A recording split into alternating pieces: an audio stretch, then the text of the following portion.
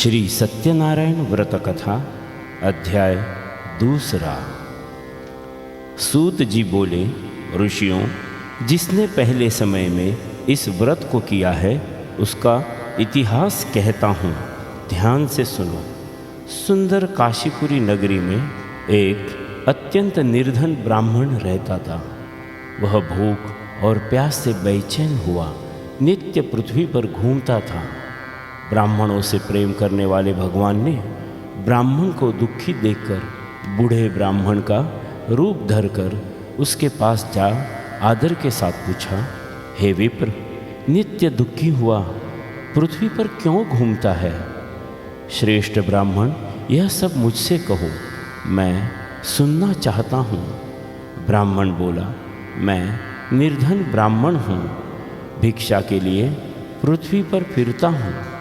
हे भगवान, यदि आप इसका उपाय जानते हो तो कृपा करके कहो। वृद्ध ब्राह्मण बोला कि सत्यनारायण भगवान मनोवांछित फल देने वाले हैं, इसलिए हे ब्राह्मण, तू उनका पूजन कर, जिसके करने से मनुष्य सब दुखों से मुक्त होता है। ब्राह्मण को व्रत का सारा विधान बताकर बूढ़े ब्राह्मण का रूप धारण करने वाले सत्यनारायण भगवान अंतर्धान हो गए। जिस व्रत को वृद्ध ब्राह्मण ने बताया है, मैं उसको करूँगा, यह निश्चय करने पर उसे रात में नींद आई।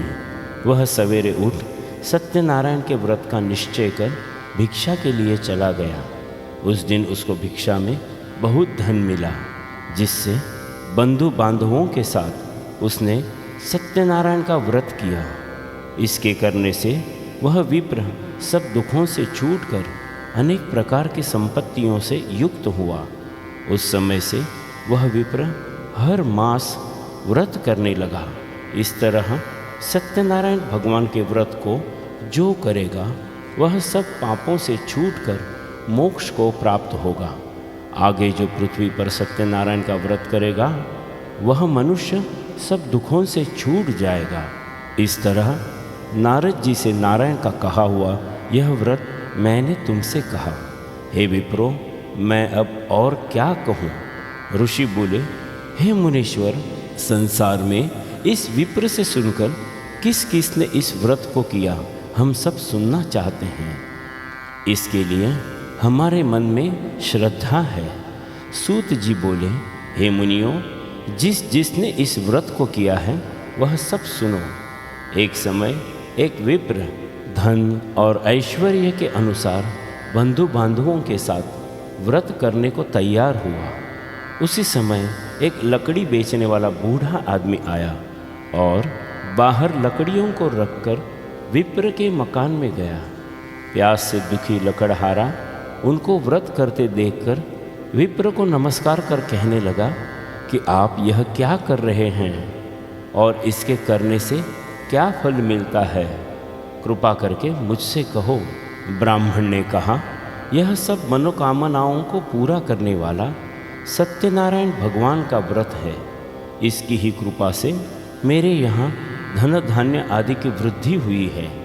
विप्र से इस व्रत के बारे में जानकर लकड़हारा बहुत प्रसन्न हुआ। तब वह चरणामृत लेकर और प्रसाद खाने के बाद अपने घर को चला गया। लकड़हारे ने अपने मन में इस प्रकार का संकल्प किया कि आज ग्राम में लकड़ी बेचने से जो धन मिलेगा उसी से सत्यनारायण देव का उत्तम व्रत करूँगा। यह मन में विचार कर वह बूढ़ा आदमी लकड़ियाँ अपने सिर पर रखकर जिस नगर में धनवान लोग रहते थे ऐसे सुंदर नगर में गया। उस रोज़ वहाँ पर उसे उन लकड़ियों का दाम पहले दिनों से चौगुना मिला।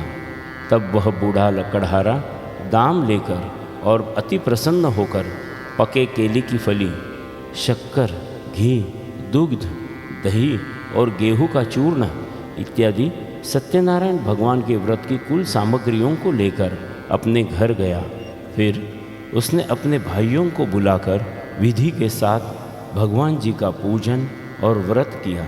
उस व्रत के प्रभाव से वह बूढ़ा लकड़हारा धन, पुत्र आदि से युक्त हुआ और संसार के समस्त सुख भोग कर वैकुंठ को चला गया।